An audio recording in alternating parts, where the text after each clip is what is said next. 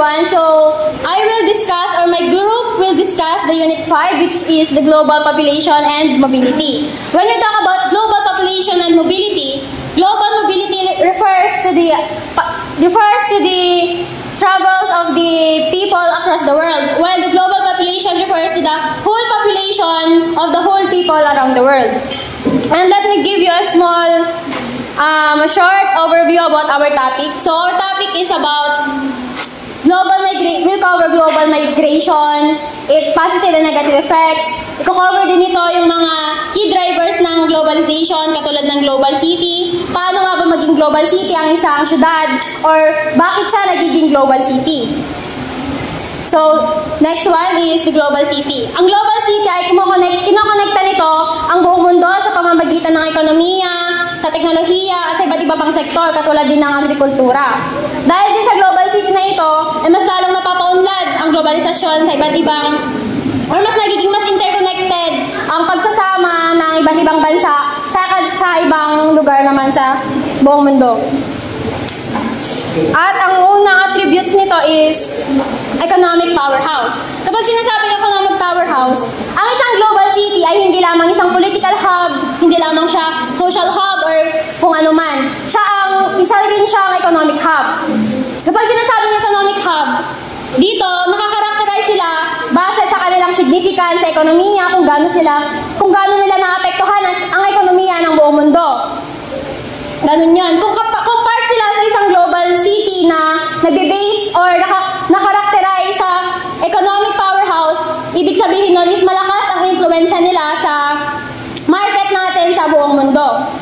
Ang first niyan is ang New York. Sa New York City kasi, meron silang, doon sa New York City is mataas,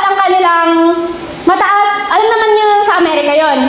Sa New York na yan, mataas kasi ang kanilang mga, naapektuhan nito ang buong global economy sa ibang bansa. Pansin nyo kapag nagkakaroon ng problema sa kinukuha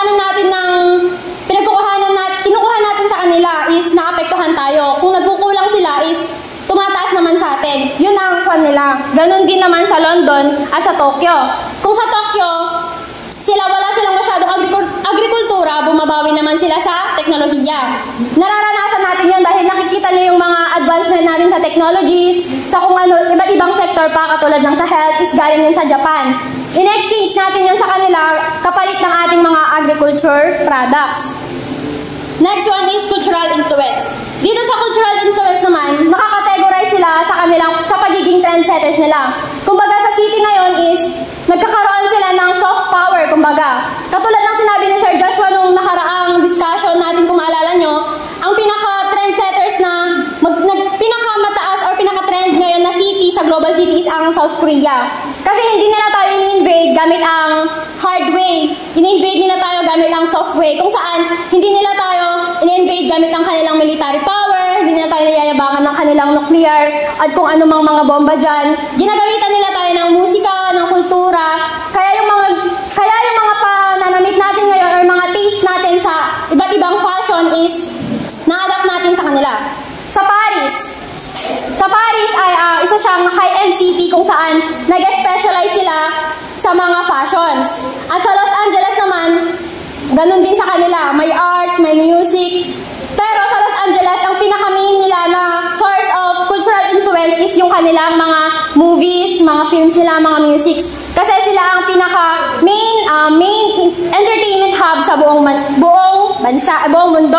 Sa Berlin naman, na-attract naman nila dito ang mga creative minds, ang mga intellectual thinkers natin, yung mga artists, kasi sila ay isa silang contemporary city. Meaning, dun sa city nila, nag-focus sila sa mga arts. Kaya doon, marami silang na-attract ng mga creative or mga malilikot ang mga pag-iisip. Sa political power naman, sila naman yung mga city sa buong mundo na malakas ang impluensya sa mga laws natin, kung anong laws ang meron sa atin ngayon.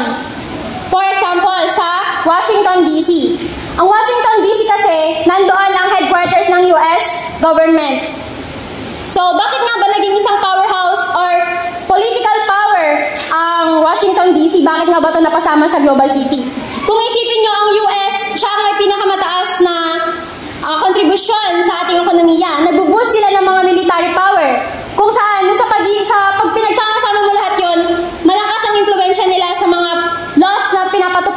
ibang bansa.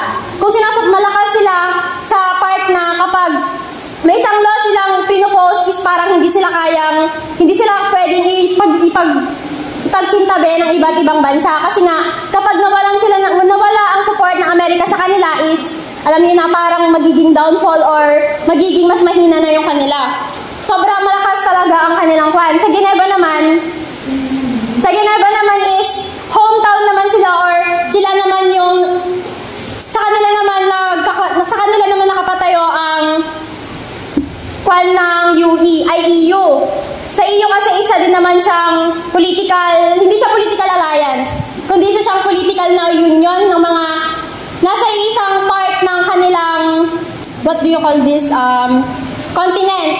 European continent sila, kung saan dun sa union nila nag-act sila as isang voice. Di ba may 27 silang members na part doon, kung saan doon is gumagamit sila ng isang currency. Tapos yun sa pagsasama-sama nila yon, sa iisa lang ang kwan nila, isa lang ang voice nila. Kumbaga kung anong sinabi ng head nila, yun din ang sa kanila. Kasi kaya pag pinagsama-sama mo lahat ng bansa na yun is malakas din, katulad ng sa may Geneva. Sa Brussels din, ganun din sa kanila. Magkakaparehas lang sila ng influence, pero Washington DC ang may malakas ang influence. Next, technological innovation and infrastructure. Dito naman, sa mga syudad na ito, or parte ng mundo is, nagpo-focus naman sila or nagbo-boost sila ng technology. Kumbaga, yung mga technology nila, hindi lang nila ginagamit for military purposes, hindi lang yung ginagamit for their own needs. Ginagamit nila yon para mas mapabuti yung kalagayan or yung quality of living ng mga tao sa kanilang bansa. Katulad noon ng Singapore. Sa Singapore kasi, di ba kilala sila bilang smart city or smart initiative city, just kung ano man yun. Doon kasi sa kanila, nag-focus sila sa, di ba marami na silang technology. Bumabawi naman sila dun sa kanilang mga citizen. Kumbaga yung mga technology nila is nakabase sila sa condition or current condition ng kanilang mga citizens. Kumbaga, kung anong problema nila doon, sinusolusyonan nila yon gamit ang teknolohiya. Ganun din sa Silicon Valley. Isa rin siyang technological hub na doon ang center ng Apple, ng mga AI, ng mga iba't ibang technologies. Pinaka-advance yon sa lahat ng technological city sa Silicon Valley. Tapos last na tatakal ko is yung diverse population and international connectivity. Dito naman sa international connectivity and diverse population, nagsama-sama na lahat ng nabanggit ko kanina. Dito nagpo-foster sila ng economies, nagpo-foster din sila ng technologicals, and sa mga sa political. For example yan is yung Dubai. Sa Dubai kasi, kilala ang Dubai sa rising kasi siya ngayon, high-rising global city ang Dubai, pero hindi pa siya ganun kakilala katulad ng mga nasa US, yung mga city doon, hindi pa siya comparable. Pero, yung growth and potential na is mataas. Kaya doon, tapos sa Dubai kasi, yung salary nila is mataas, ganun din ang quality of life, mataas. Hindi tatapat sa iba't ibang lugar yon, mataas talaga. Tapos yung salary nila is wala pang tax. Kung ibig sabihin, kung ano ang talagang salary mo, wala nang bawas yon, yun na mismo, walang kulang. Sa Dubai yon. Tapos dahil doon sa mga polisiya na yon or sa mga government policies ng Dubai, sa bansa na yon is marami silang na-attract ng mga iba't ibang skilled workers sa iba't ibang sektor, mapa-agriculture man, technology, sa health, lahat-lahat na-attract nila. Sa New York at London, sila ay multicultural city.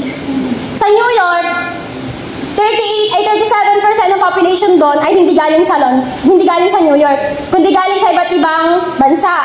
Dahil doon, meron silang doon sa loob lang ng city na yon, London, isang city lang ngayon, 300 na language ang sasalita doon sa lugar na yon. Sa London naman, ganun din. Pero sa London kasi mas kilala sila bilang may pinakamalaking ethnic community. Meaning, iba't ibang ethnic, races, or ano man ang nandun sa lugar nila. Sa London, kung sa New York, 37% ng population ang meron sa kanila, sa London naman, 38%, mas mataas. Pero yung language lang na nababasa doon is, ay nasa salita or nandoon sa lugar na yon is 150 lamang.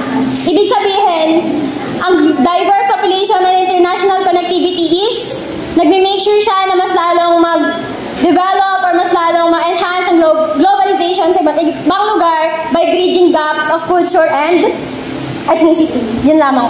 Good afternoon, everyone. Ang discuss naman ngayon is how cities serve as in need of globalization. The first one is economic and trade network. These cities ay nagpapadala sa paggalok na goods, capital, and services na nagsisilbing pangunahing tunto sa international trade. Nagawa sila ng mga major airports, transportation hubs na nagbibigay daan sa tuloy-tuloy na daloy ng produkto at serbisyo across the borders. Ang example nito is the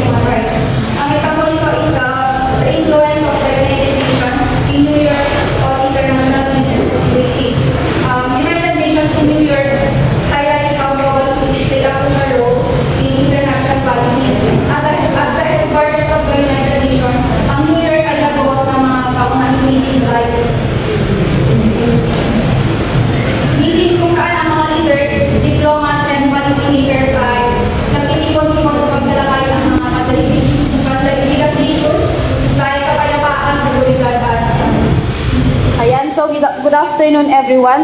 So alam naman na natin ang key attribute ng isang global city kung paano at paraan siya nagiging parte nito.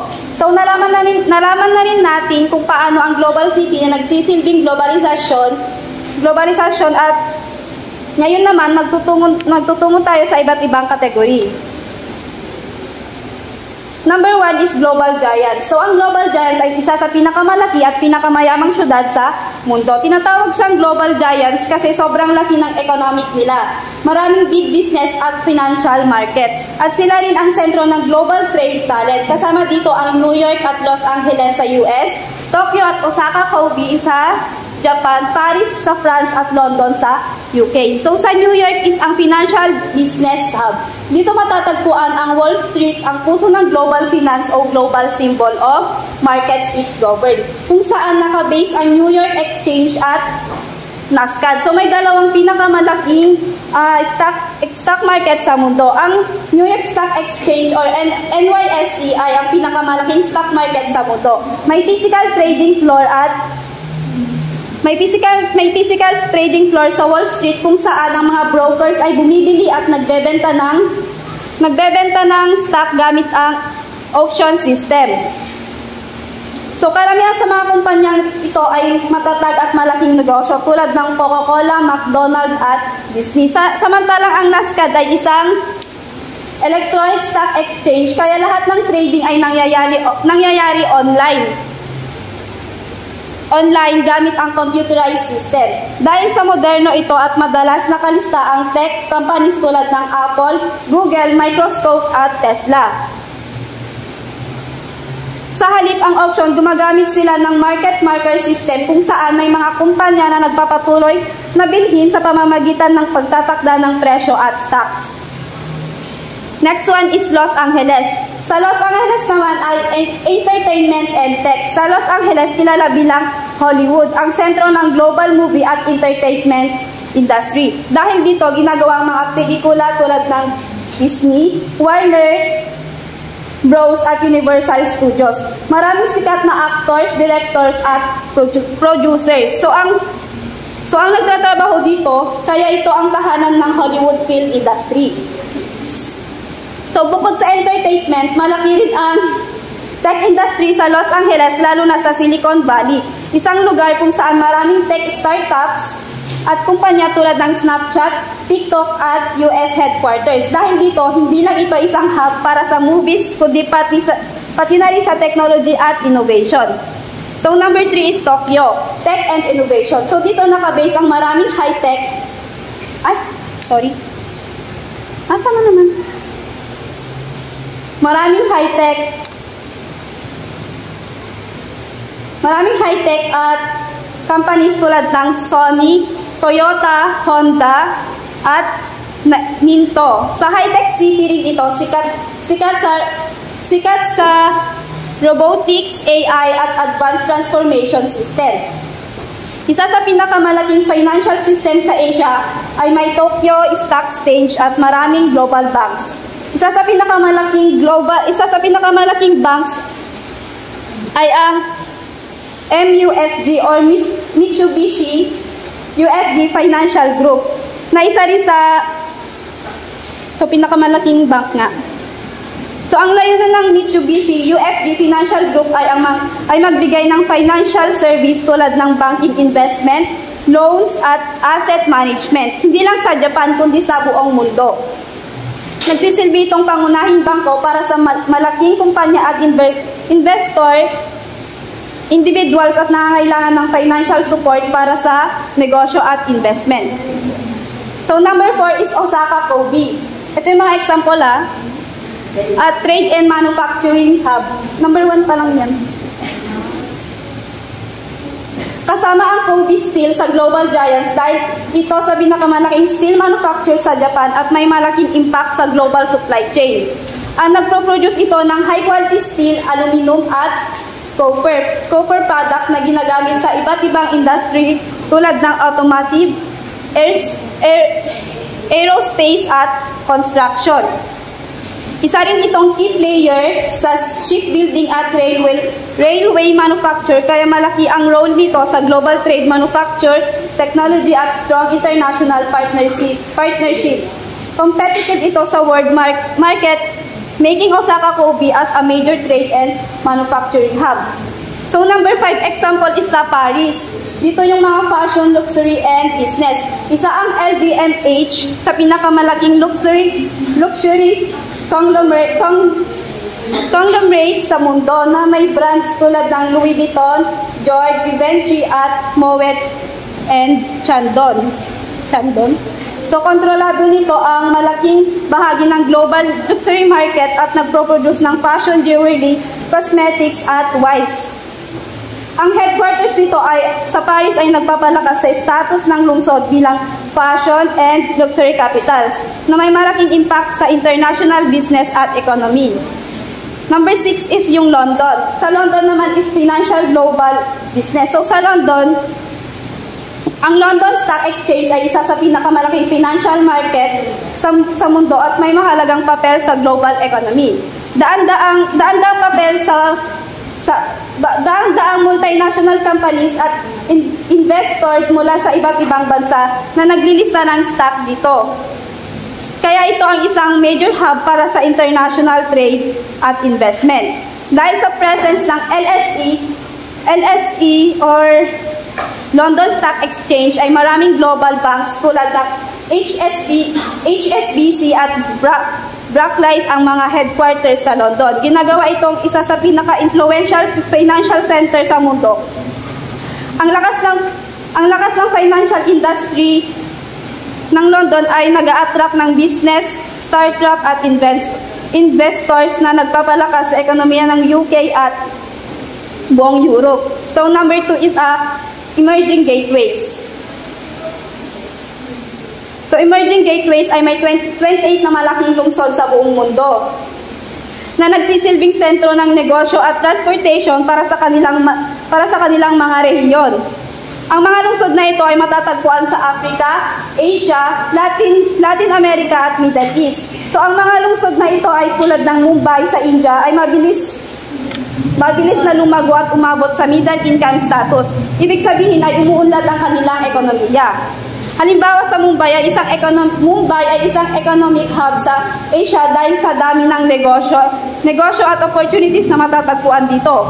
Maraming multinational companies ang nagtatayo sa kanilang opisina sa Mumbai dahil sa malaking market strategic na location.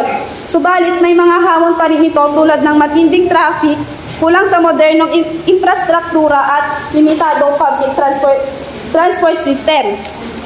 So dahil dito, kahit mabilis ang pag-unlad ng Mumbai, hindi ito kasi competitive ng mga top global cities tulad ng New York o London na may mas advanced na teknolohiya at infrastruktura. So kahit na ang emerging gateways ay patuloy na lumalago, kailangan pa rin nilang mag-improve sa mga aspeto ng teknolohiya, infrastruktura at pagsuporta sa mga negosyo para makasabay sa mga pinakamalaking lungsod sa mundo. So number 3 is ang Factory China. So ang Factory China ay binubuo ng 22 na mga lungsod sa China na nakasalalay ang export-intensive manufacturing para paandarin ang kanilang ekonomiya at makipag-ugnayan sa global market. Ang ibig sabihin ng export-expensive manufacturing ay paggawa ng produkto na pangunahing iniluluwas o ineksperto sa ibang bansa. Kaya nakadepende ang ekonomiya ng mga lungsod na ito sa kanilang kakayahan mag-export ng produkto tulad ng electronics, damit at iba pang mga consumer goods. So ang lungsod na ito ay mabilis na lumago simula noong 2000. Pero mas mahirap pa sila kumpara sa mga global cities tulad ng New York at London. Kailangan nilang mag-upgrade ng human capital o palakasin ang kanilang mga kasanayan at edukasyon para sa mga transition mula sa manufacturing base at ekonomiya patungo sa mas balance at service-oriented na industriya. So halimbawa dito is yung Suzhou ay isang lungsod sa Factory China na kilala sa pagiging isang manufacturing hub ng mga electronics at iba pang produkto. Bagamat mabilis ang pag-unlad ng Suzhou, may mga hamon pa rin ito tulad ng kakulangan sa advanced skills at education para sa mga manggagawa. Kaya para maging mas competitive at sustainable, kailangan ng SUZO na mag-focus sa pagpapalakas ng kanilang mga serbisyo at education, hindi lang sa manufacturing. So number 4 is Asian Anchor. Sila yung nagsisilbing center ng economic at infrastructure sa isang region, tulad ng mga lungsod na ito: Beijing, Hong Kong, Seoul, Incheon, Shanghai, Singapore at Moscow. Sila yung nagsisilbing command center ng mga lugar na ito. Kadalasan, nag-a-attract ang mga skilled workers nag-a-attract sila ng mga skilled worker.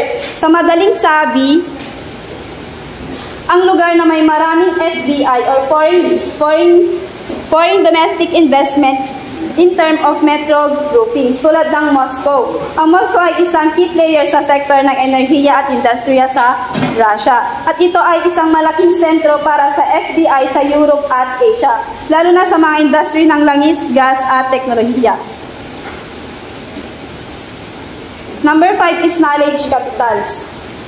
They focus on academic research, technology development, and creation of intellectual capital, setting them apart from the cities that focus more on finance, trade, or manufacturing. Their economics thrive on intellectual property and R&D. They have significant global impact through their innovation, like sa USA, San Jose, Silicon Valley.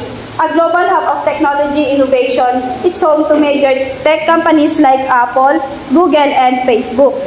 Boston naman sa USA is a home for its elite universities like Harvard and MIT, or Massachusetts Institute of Technology. Mas kilala sila sa program ng science, technology, engineering, or engineering and mathematics, or STEM. Boston is a leader in biotechnology, healthcare, and engineering. So sa Seattle, USA, known for advancement, cloud computing, e-commerce, and technology-driven solutions like Microsoft and Amazon. So next is the international middleweight. International middleweight hold significant global influence but are not as dominant as top-tier global cities like New York and London and Tokyo. But these cities are important of the world stage but are considered to occupy a middle tier in terms of their economic, political, and cultural influence. So hindi sila mayaman, hindi rin sila mahirap. Pero they are striving para makaalis sa international middleweight. Hindi sila nagkukulang. Kumbaga, mas nagde-develop pa sila. For example, sa Dubai, known for its rapid growth, economic strength, and international trade significance. Ang Dubai ay isa sa pangunahing syudad ng Middle East, ngunit ang impluwensya nito sa buong mundo ay mas mababa sa impluwensya ng London o New York sa syudad ng US. And the last one is the American middleweight. So American middleweight cities are categorized as a distinct from global cities because they play important roles in specific sectors or regions but do not have the broad multi-dimensional global influence of the US cities like New York or Los Angeles. They are significant but focus in their influence and don't yet reach the level of global dominance across finance, culture, politics, and global networks. So meron silang mahalagang papel sa mga particular na sektor o region, pero wala silang malawak na impluwensya sa buong mundo. They are important dahil nakatutok lang sila sa ilang aspeto. So for example, sa Dallas, is strong in finance, technology, and business, but it doesn't have the same level of global cultural or political influence as the top-tier US cities. So good afternoon, class. I will be discussing what is global migration. So first, let me define what is migration. So migration is ito yung paglipat o paggalaw ng mga tao mula sa ibang lugar. So pwede siyang sa loob ng bansa or internal migration or sa labas ng ibang bansa or international migration. So karaniwan kasi yung mga tao ay lumilipat dahil sa iba't ibang dahilan, tulad na lang ng paghahanap nila ng better opportunities, magandang trabaho, education, maayos na buhay, o dahil sa mga calamity, war, or ay conflict o persecution. So, second is global migration. Ito naman yung this is a specific form of migration where people cross national borders. The movement is often driven by factors like the search for better economic opportunities, safety, or improved living condition. So, global migration plays a significant role in shaping the political, economic, social, and cultural factors of both the country of origin or the destination country. So, yung pagkakaiba nung dalawa, yung global migration tsaka yung migration is, ang migration kasi is yung movement of people from one place to another. Tapos yung global migration naman is sa movement of people across borders. So, ang pagkakatulad naman is pareho silang tumutukoy sa paglipat ng tao tsaka paghahanap ng better opportunities. So let's proceed to the push and pull factors of migration. So when we talk about push and pull factors, ito yung reason why people migrate. So first is the push factors. These are the negative condition or reason that drive people to migrate. So tinatawag siyang push factors dahil tinutulak nila yung isang tao para umalis sa kani-kanilang lugar. Hindi nila sinasabi sa mga tao na umalis sila doon, kundi tinatanggalan nila ng chance yung mga tao kasi yung quality ng life nila dun sa lugar na yun is hindi maganda. Kaya maraming tao yung napipilitan or mas pinipili na lamang na lumipat ng ibang bansa. Next, the pull factor. Example pala ng push factors is lack of job opportunities, absence of good educational institutes, poor medical care, poverty. So let's proceed to the pull factors. So ang pull factors naman is ito yung positive condition or reason why people migrate.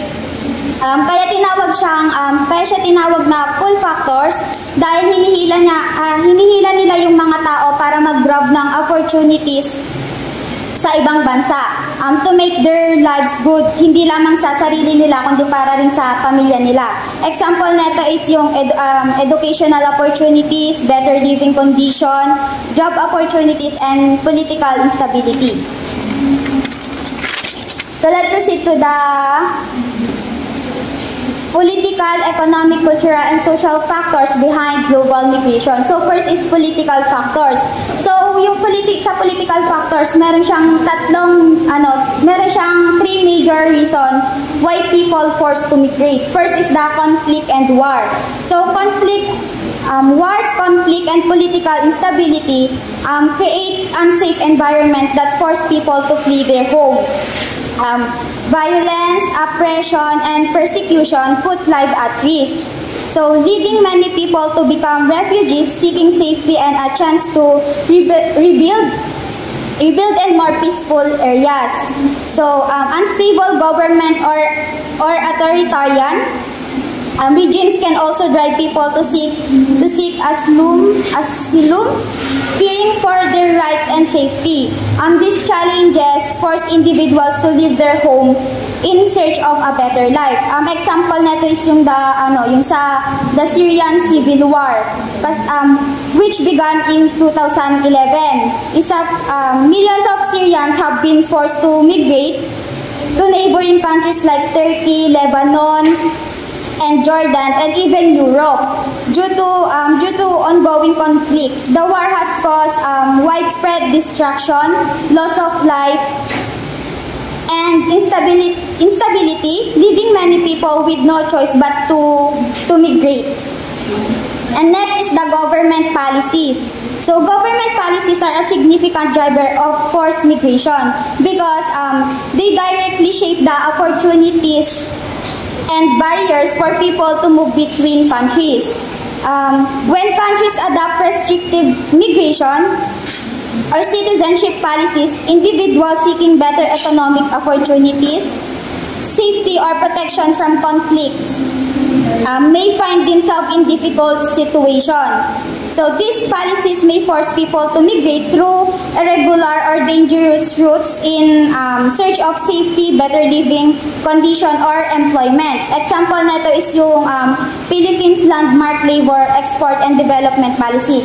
Meron kasing law na nakalagay dito na sinasabing kailangan na mag-labor export ng Pilipinas. Ang labor export na yun is yung mga skilled professions like nurse, teachers, architecture, engineering, at iba pa. Kasi kailangan sila sa ibang bansa. Hindi naman nila choice yun, pero government na rin, and for seeking better opportunities na rin dahil sa economic policy ng bansa. Then last one is human rights violation. So human rights violations such as political oppression, discrimination, or the lack of basic freedom often drive people to migrate because they are seeking safety, security, and the protection of their fundamental rights. When individuals face persecution, violence, or restriction on their ability to live freely in their home countries, they may have no choice but to live in order to survive and secure. So example nito is yung sa Black Lives Matter. Because it highlights the systemic racism, discrimination, and police brutality that Black people face, particularly in the United States. The movement was sparked by incident where Black individuals were killed by police officers or other authorities, often without accountability. This action violates the basic human rights of Black people, including the right to life, equality before the law, and freedom from discrimination. So next is the economic factors. So meron din siyang 3 major reasons why people to migrate. So first is the job opportunities and economic development. So job opportunities and economic development ay isang malaking dahilan ng forced migration. Dahil kapag ang mga tao is facing economic hardship, walang sapat na trabaho at mahirap ang pamumuhay sa kanilang bansa, kadalasan ay napipilitan silang lumipat para makahanap ng magandang opportunity. Kung ang isang bansa ay mahirap at wala ng pagkakataon para sa trabaho, lilipat sila sa mga bansang may mataas na sahod at mas maganda ang buhay o merong better quality of economy. Example nito is yung sa Afghanistan. Kasi after the US withdrawal from Afghanistan in 2021, and the Taliban's return to power, many Afghans, particularly those who had worked with international organizations or the Afghan government, feared for their safety and future. At the same time, the country's economic collapse, so worsening unemployment and poverty. As a result, thousands of Afghans migrate in neighboring countries like Pakistan and Iran, and other attempt to reach Europe and North America, hoping to escape the lack of opportunities and build a better life for themselves and their families. So next is the labor market. So labor markets and the demand of specific skills are significant reason for forced migration dahil marami ang taong napipilitan mag-migrate sa mga bansa kung saan their skills are in high demand or where they can find better job opportunities. The demand for specific skill in certain industries like healthcare, technology, or manual labor often pulls migration to regions where those skills are in high demand. This is because these regions may lack enough qualified workers locally to meet the needs of their growing economies. Developed nations with aging populations like Japan and European countries especially rely on migrants to fill these these essential roles. Habang tumatagal kasi mas kailangan na nila ng iba pang workers. This reliance on migrants to fill these essential economic roles makes them vital contributors to the well-being and economic stability of this country. Examples nito is yung mga IT professionals from India na nag-migrate sa United States kasi sa US is may high demand for skilled workers in the technology sector, particularly in software, engineering, data analysis, and IT services, driven by rapid technological advancement and the need to maintain competitive industries. Kaya maraming mga Indian technology professionals ang lumipat sa US to take advantage of job opportunities in place like Silicon Valley, where there is a shortage of qualified workers. So next is the poverty and lack of resources. So poverty and lack of resources can lead to forced migration because individuals and families in extremely poor condition, facing unemployment and limited access to basic service like healthcare, education, and clean water. Wala silang ibang pagpipilian kundi lumipat or umalis sa ibang bansa para maghanap ng mas magandang opportunity. So next is the cultural factors. So meron din siyang tatlong reason why people forced to migrate. So first is the cultural exchange and global networks. So as the world become more interconnected, people are increasingly moving to new countries to be with family, get a better education, or reconnect with their communities. These connections, like family and group of people from the same country living abroad, make it easier for people to adjust to their new home. They offer support and help newcomers feel less alone. This cultural exchange and this global network play a big part in why people choose to migrate. Examples nito is yung mga Pilipino na nag-migrate sa Middle East. Maraming Pilipino ang lumipat sa mga bansa tulad ng Saudi Arabia, UAE at Qatar para makahanap ng mas magandang opportunities. So this migration is often facilitated by established global networks. These are already large Filipino communities in these countries na nagbibigay sila ng suporta sa mga bagong dating tulad ng pagtulong sa paghahanap ng tirahan at pag-adjust sa bagong kultura. Kaya't mas madali para sa mga Pilipino na mag-adjust at magsimula ng bagong buhay sa ibang bansa. Next is the education and career growth. So these are for a better education and the promising career often force people to migrate. Marami kasing mga individual na gustong i-pursue ang higher education or professional development in countries known for their renowned educational institution. Hinahanap nila yung mga nangungunang mga universities and colleges na nag-o-offer ng specialized program and world-class faculty, hoping to gain knowledge, skills, and credentials that will enhance their career prospects. And next is the lifestyle and quality of life. So maraming tao ang lumilipat from countries with limited social infrastructure, where basic services may be lacking, to places that offer better living condition.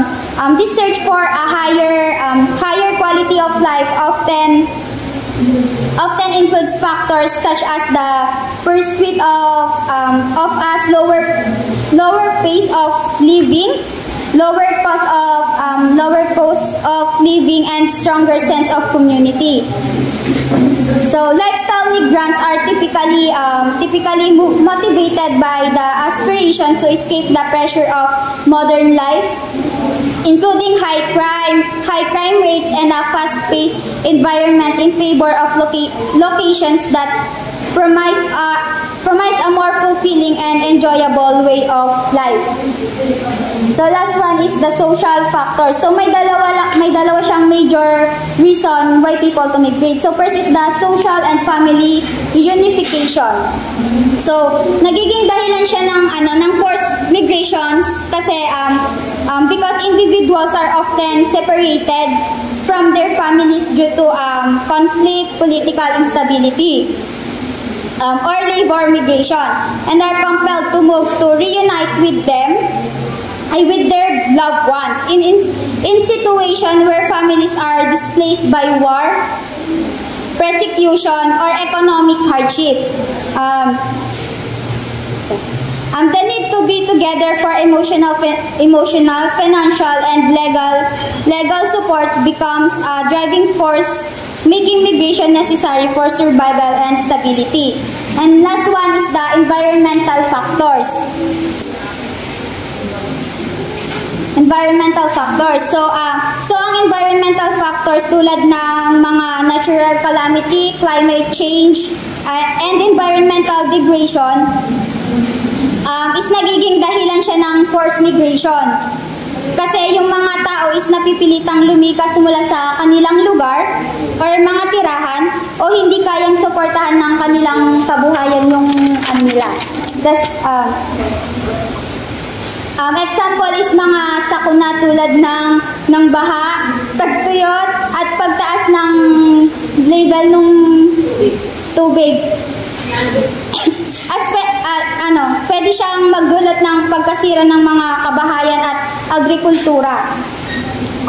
Na siyang nagiging reason ng pagkawala ng mga trabaho at pagkain. Kapag nangyari ito is yung mga tao ay nawawalan ng kakayahang manatili sa kanilang mga tirahan. Kaya sila napipilitang mag-migrate or lumipat sa ibang lugar para makahanap ng mas ligtas na lugar kung saan maaari silang magsimula muli at magkaroon ng mas magandang pagkakataon para sa kaligtasan at kabuhayan nila. The types of migration. So gaya nga ng sabi ni Justin, migration is moving from one place to another, either voluntary or involuntary, pwedeng internal or external migration. So immigration and emigration is both related to migration pero magkaiba sila ng perspective. Ang immigration, ito yung paglipat or pagpasok ng isang tao sa loob ng isang bansa. While ang immigration naman, ito yung pag-alis ng isang tao sa kung anong bansa siya nanggaling. So kung aalis ka sa bansa mo, immigrant ka sa perspective nila. Pero pagpasok mo naman sa bansa na pupuntahan mo, emigrant ka naman sa bansa nila. So ang immigration and emigration is the process of moving from one place to another. While ang immigrant and immigrant naman, ito yung people who move from different location. So we have internal migration. So when we say internal migration, ito yung paglipat ng isang tao sa loob ng isang bansa. So ibig sabihin, dito lang sila sa loob ng bansa lumilipat. One of the best example is yung rural to urban migration sa China. Dati kasi mostly agrarian yung society nila, meaning maraming farmers. Pero dahil nagkaroon ng mga factories and machine, mas madami yung demand sa workers doon. Kaya naman, magsimula nung mid-1980s, at maraming mga taga-probinsya ang lumipat sa mga cities like Shanghai para makapagtrabaho kasi mas mataas nga naman yung kita doon.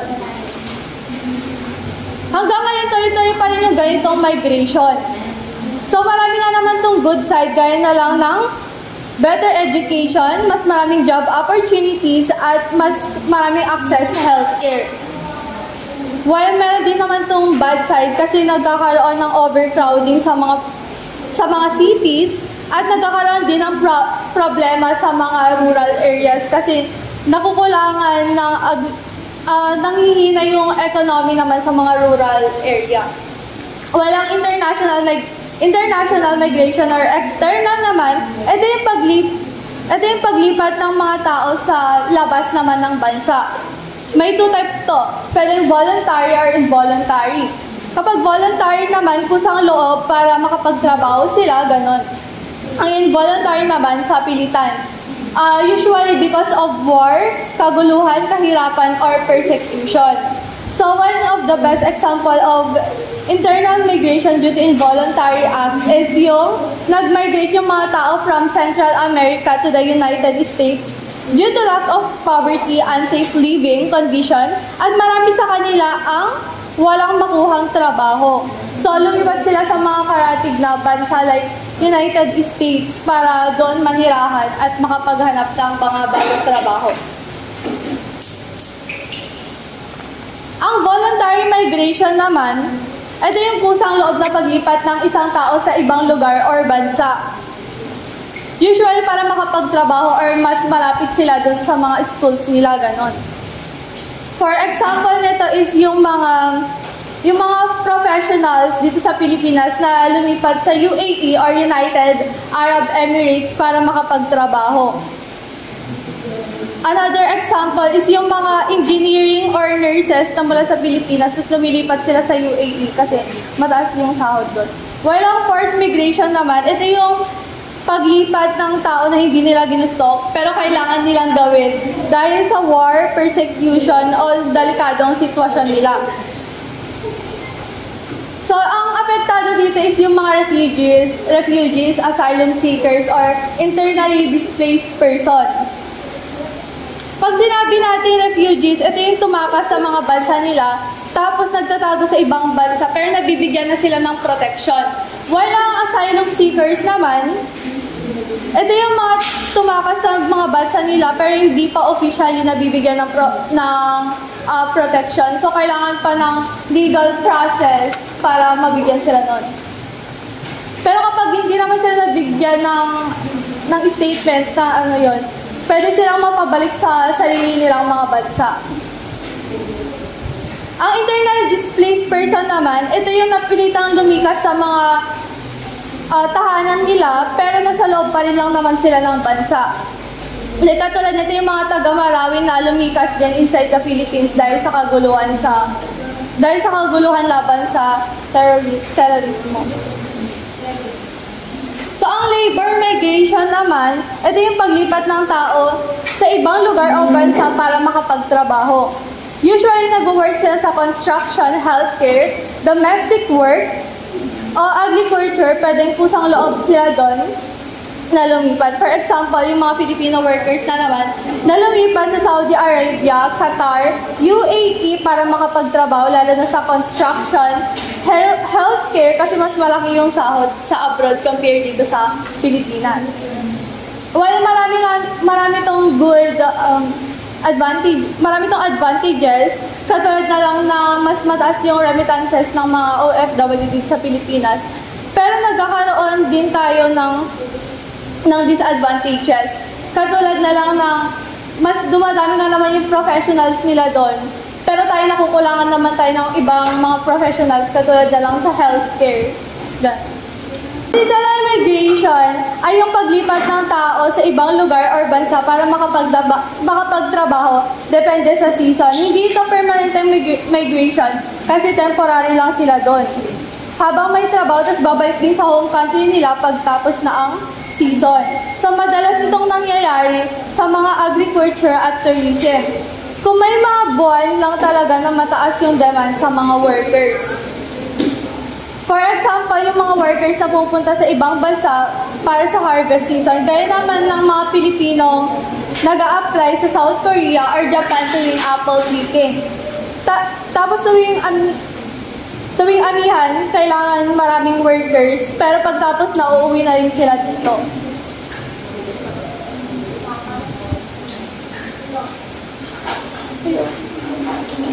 Ang circular migration naman ay paulit-ulit na paglipat ng tao sa ibang bansa para makapagtrabaho tapos babalik din sa home country nila, pero aalis ulit kapag may bagong opportunity na.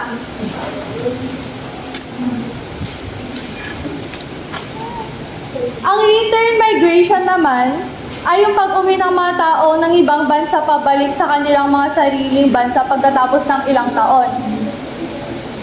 Pagkatapos ng ilang taon na pagtatrabaho, paninirahan abroad. So maraming dahilan kung bakit sila bumabalik. Pwedeng tapos na yung kanilang kontrata or nagbago yung immigration policies.